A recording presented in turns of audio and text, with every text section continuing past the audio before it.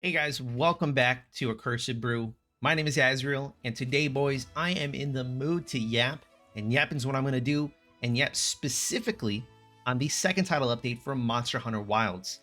Now, I don't intend to go through this point by point on the patch notes, but rather just check out some of the things that have stood with me for the past week after having played, another 12, 15 hours of Wilds since the TU2 has dropped. We're specifically going to be touching on the changes to the hammer, and of course, we're going to be talking about the two additional new monsters, Chris and Steve, aka Seregios. We're also going to talk about the wider difficulty sort of conversation going on in the Monster Hunter world right now, because that is a hot topic. And I feel like I have a couple things that I want to mention about that. And then a couple of miscellaneous things too, such as performance, the new addition of the transmogging your weapons, and then a couple of other little things as well. But please, if you guys end up enjoying the video, remember to give it a like. It just does wonders for a growing channel like ours, and I would greatly appreciate it. But without further ado, let's jump into those hammer changes. Now, the hammer has received a handful of buffs, whether to raw damage, new moves. Regardless, it has received, it just had like a breath of fresh air breathed into it and brought a more modern weapon design for the hammer into this game that you would expect and that you have seen with some of the other weapons as well. I will also call out the Insect Glaive. When it first came out, honestly, that weapon like really sucked. It didn't really have any sort of aerial moves or anything like that, kind of like what the point of the weapon was. It was very limited. But then after a few months, a couple patches, they eventually expanded on its ability to do the attacks that you would expect and kind of brought it back to what it used to be, but added in a little bit of fluff here and there as well. Now, I would say the hammer changes are a little bit more significant than that, since it's taking it from what was otherwise a really good baseline and sort of just bringing, well, I say a good baseline, a baseline we've come to know about the hammer, but not expect from a brand new game and new iteration. But it took that baseline nonetheless and expanded on it. So some of the changes that we're seeing is there's been a damage buff to the Mighty Charge, to the Charge Big Bane, as well as a better hitbox for the Big Bane attack as well. But lastly, and most importantly, is they've added a few new offset moves and ways you can chain from that offset moves into other attacks. Now, typically, offset moves are more normally referred to, I think in a lot of other games, as like parries. Why in this it's a little different, I'm not too sure, but regardless, I'm just going to refer to it as a parry because it's effectively that you dodge the damage and you do a rebuttal attack back at the enemy. Now, the parry for the hammer is a little bit it's fairly situational when it comes to the sort of situations you're creating for yourself, in that you need to have charge it to level 2 specifically in order to do the charge upswing parry, or you have to transition from a charge into a mighty charge and do the upswing before you get to a full charge in the mighty charge. I know I'm throwing around charge a lot, but it's just the words I got to use is the way it's referred to. But regardless, it's a little bit more it's very situational, but they're really fun and easy to execute nonetheless. Honestly, I think the hitboxes on them and the timing on it is just incredibly generous, which I'm all for. Especially when you're getting used to it and you want to learn it and you want to like really dabble with it. If it was a really tight window, I think it would be a lot less accessible for a lot of people, and they'd probably just not have the interest to really learn it. But the fact that it's fairly generous, I think, is kind of like the smart way to do it. It's not like we're playing a PvP game or this is the most hardcore game you're ever gonna partake in. There is a very important aspect of fun that I'm sure Capcom wants to preserve, and having this be as generous as it is, making it more accessible, is definitely the sort of right way to do it. But as I said before, you can chain multiple offset, or you can chain different moves from their offset attacks. You can even chain multiple offsets together if you time it correctly. But lastly, as I said, generous hitbox. Super fun that they've included that. Again, it's a breath of fresh air into the weapon, bringing it more in line with what you would expect out of a more modern Monster Hunter game. It took them long enough. I'll say that. It's something that probably should have been there on release, and if the game was properly delayed like it should have been, because I think there has been a lot of commotion that they didn't intend for it to release when it did, but if it had more time to cook, we would have seen this on release. But it's here, I'm happy, and it's nice nonetheless. Next up is the two new monsters that have joined us in Monster Hunter Wilds, one of which has been long awaited, and that is the Chris. I think that's how you are supposed to pronounce it. I'm gonna say it how I like to say it. I just like calling him Laggy, but if I'm gonna say his full name, it's Chris. If it's anything else, I don't care. I am I am a stubborn gamer. But anyways, it has been something that has been rumored about in pretty much every single Monster Hunter game since the last time he showed up to have been in next, right? I remember that it being a big conversation in World, and to be fair, he was technically in an early version of World pre-release, of course, but they just couldn't get that model working. They had a bunch of issues and things like that. And from my understanding, they were running into a bunch of issues as well with it in this game, and it was supposed to have released with the game having come out, but again, they just had a bunch of model issues, and it just kind of pushed back development. And so they scrapped it for the moment and focused on other things. We have him, and I am just so excited, and I just love his character model in Wilds. It's so beautiful. He looks amazing. His attacks and his effects, they're just phenomenal. And he himself is a pretty damn tough fight too. He has some very big hitboxes, and he hits like an absolute truck. His giant AoE electric attack, thunder attack, or whatever around him is honestly really fun. And I oftentimes see people carding to either that attack or his hip check attack that then leads into a bunch of lightning as well when he's pissed. Granted, these are big hitboxes. They hit really hard. If you're not eating correctly, if you don't have lightning resist, it's going to hurt really bad. But I do think that the first attack, where he's just kind of standing still and he does a big AoE around him, I think is a little bit easier to dodge than what a lot of people give it credit for. I'm going to have on screen now where basically there's like a little circle around him that you can imagine that he's going to hit in, and then the attack sort of branch out as when you see like electricity spark something, it typically like arcs in one direction and another, just kind of what you would expect from it, I guess. And I think it's a little bit easier to dodge than a lot of people kind of give it credit for, or how they approach it as well. If you're watching, there's little circles that will slowly kind of like fade into existence that it'll make it very abundantly clear kind of where it's at. And I think if you sit in focus mode facing him, you give yourself the opportunity to kind of dodge left or right or back, given that it's never, from my experience at least, I don't ever see him have like one ball of lightning on the ground, like sort of come into existence, and then he strikes it, having those like right next to one another to the point where you don't have space to roll left or right or back or forth or whatever. But it makes it a little bit easier it's just a tip I would give. Check out the gameplay on the screen and maybe try to embody that a little bit. I feel like ever since I've taken the time to kind of sit down, sit in focus mode, watch, dodging that attack has basically been the easiest thing out of most of his moves. Now, I will admit that it is fairly weapon dependent. I'm playing a hammer, I'm playing like dual blades in some of the gameplay. It's you kind of, with the dual blades, there's a lot of movement and a lot of being able to kind of break away from your current attacks. Of course, when you're not demon dancing, that is, you can then like kind of jump back, and there's a lot of mobility with that class. The hammer, you're already approaching it with a lot of patience. Same thing with probably like a greatsword as well. You're being very patient about it. So it gives you a lot of opportunity to pick and choose your fights, and you just have to be very mindful that if you see him do it once and you don't see him do it again for a long while, probably coming out relatively soon. When it comes to his big hit check, though, I have no way of dealing with that. I basically just pray my health's not low enough so when he does hit me, I can stay on the ground for his second follow-up attack. Because to be honest, I'm really not too sure what to do about it. It's a big hitbox, and again, he hits like a truck. But regardless, super, super cool that he's here. But we have to address the kind of underwater fights, right? Man, I am I'm very twisted on how I feel about it. A part of me is glad that Capcom can say, hey, throw it on their resume. We did some underwater fighting in Wilds. Let's leave it there, call it a day, and move on. But another part of me sees this as an opportunity to kind of slowly integrate more, depth to it, and just add a couple more mechanics and things like that. I think the base of what it is, I think is fine. I think the fights are simple enough and they're pretty fun. But again, I hope I hope they don't get carried away with it and they start letting you like really attack underwater and make it a lot less of a mini game, because it's kind of just like a little mini game, a little thing that happens in every single fight with him.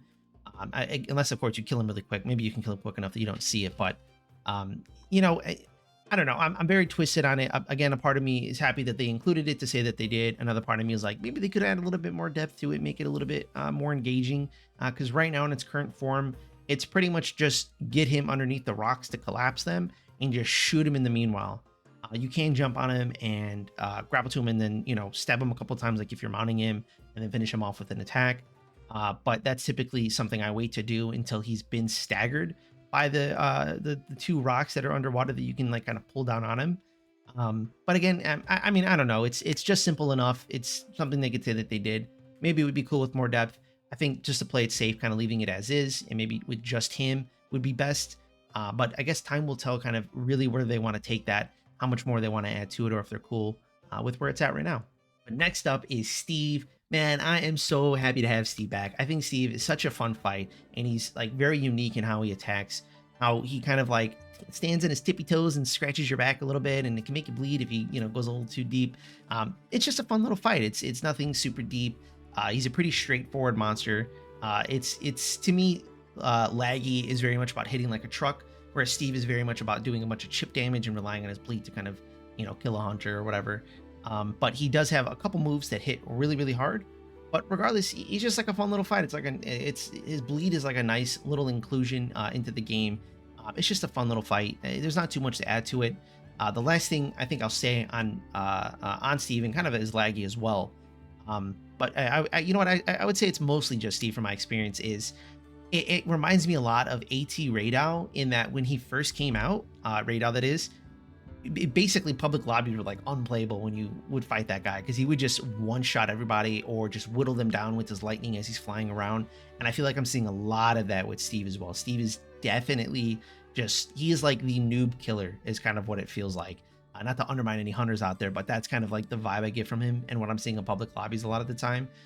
It's really not somebody I can fight in a group. I kind of have to just take it on by myself. Not that I'm some god gamer by any means. I definitely have my fair share of losses against Steve, but he definitely feels like kind of like a noob stomper a lot of the time. Really fun fights, really cool inclusions. I'm really excited for when they bring the arc tempered version of those monsters into the game as well. But again, time will tell when that eventually happens. But really, really cool, really awesome to see, and makes me really excited for the future monsters that are set to come out. Given that some of for my folks out there that have looked into the leaks, which I'm not going to speak on by any means, and please don't comment anything about. But the leaks so far have been fairly true, and with what's coming down the line, it's making for a very exciting Wilds experience. So just really happy about both. And the last thing I want to hit on is a bunch of just little things here and there, the performance transmog and the conversation kind of just surrounding the difficulty in general in Wilds.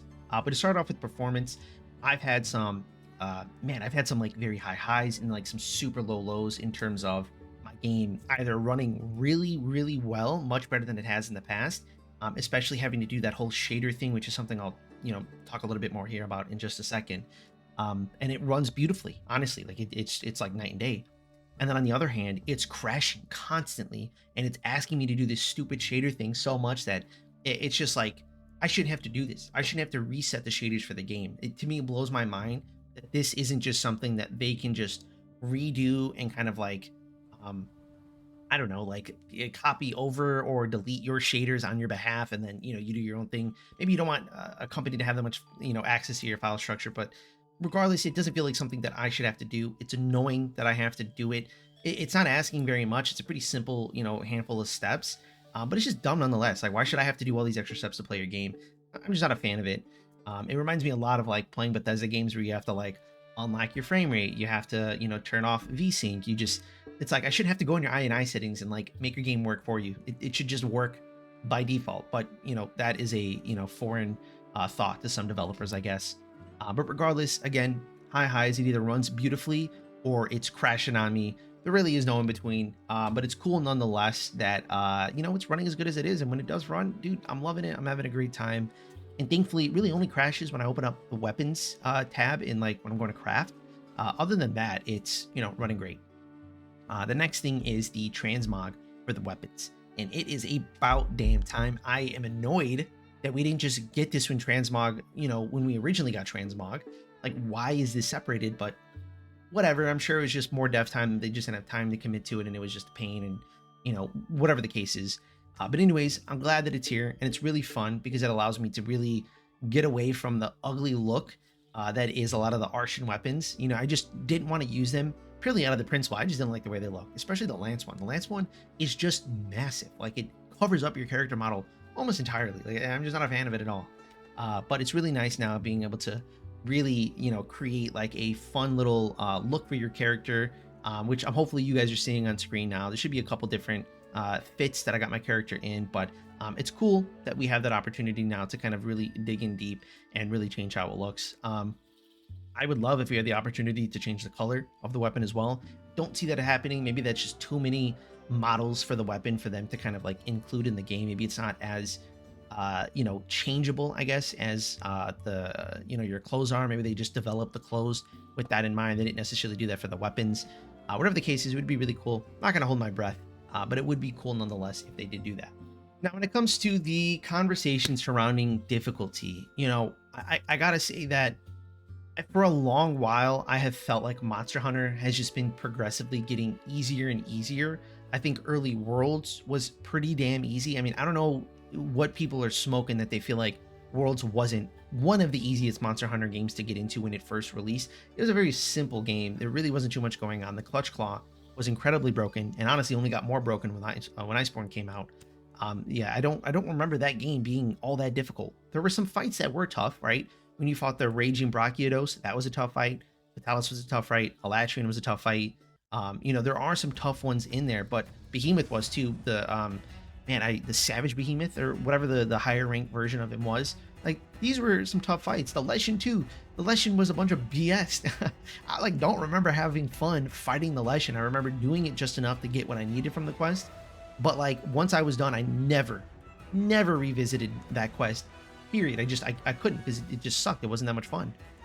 So I'm not too sure what people are smoking when they talk about, oh, the games were difficult, this is too easy. I mean, it's valid to say that it's too easy, but to rely on older Monster Hunter games to say, hey, this is why it's easy in contrast to that, I think falls apart. World started off really easy, got a little bit more difficult as time went on. Rise, on the other hand, I think was easy pretty much the entirety of the game. I don't remember that ever really being all that tough, because the wire bug in that was incredibly broken. But to me, Wilds is moving in a positive direction. I do think things are getting a little bit more difficult, and I think kind of as they further develop some of these newer, it's hard to say Lag is a newer monster considering it's supposed to be on release, but as they further develop these monsters, they take into consideration a lot of the criticism they've been given. Hopefully they add a little bit more tools to the monster's belt to kind of deal with hunters, because I think for a long while now, hunters have been given nothing but tools to deal with monsters, and it's only gotten easier. Especially if you guys look back to when they had hunter arts. Hunter arts were broken, man. It wasn't even close. That just was not fair. And I don't know. I think some people look back on the difficulty of Monster Hunter games with rose tinted glasses, not realizing that, there was a handful of fights that were tough. Yeah, but for the most part, they were pretty simple and pretty straightforward. And it wasn't until sort of the later stages of the game did it get more difficult. Especially when, especially in the older days where you'd get your base game, and then you'd get the G rank version of that game that would come out a year or two later. Then that's when they would kind of up it. Nowadays, that's DLC, expansions, things like that. But back in the day, it was just a whole new copy. I don't know. I think it's trending in the right direction. I think Arc Tempered is really good. I think it's going to be a healthy sort of new difficulty level for monsters for the game, especially when Uthdana, whatever the hell its name is, comes out. I think that'll be a really fun fight when it hits Arc Tempered. And you'll probably start to see a lot more of those when the eventual expansion drops and they just kind of unleash Arc Tempered on everything. I think that's something they'll probably end up doing. So again, time will tell kind of as the difficulty progresses and gets more difficult.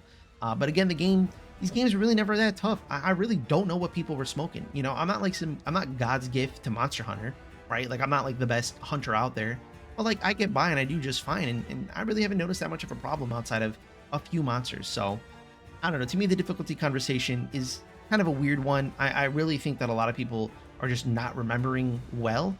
Maybe I'm off base, and if I am, please tell me. I'm not perfect. I am not the best Monster Hunter out there. I just remember it being very easy for the most part in most games. But that's kind of my thoughts on it. Really nothing too in depth. I just feel like people are coming at this from a weird place. I think the game will get more tough. That's going to happen, especially with how many people are asking for it to get more tough. I'm hoping Capcom really doubles down on that and makes it a more difficult game, just to spite a lot of the people that have been asking for it.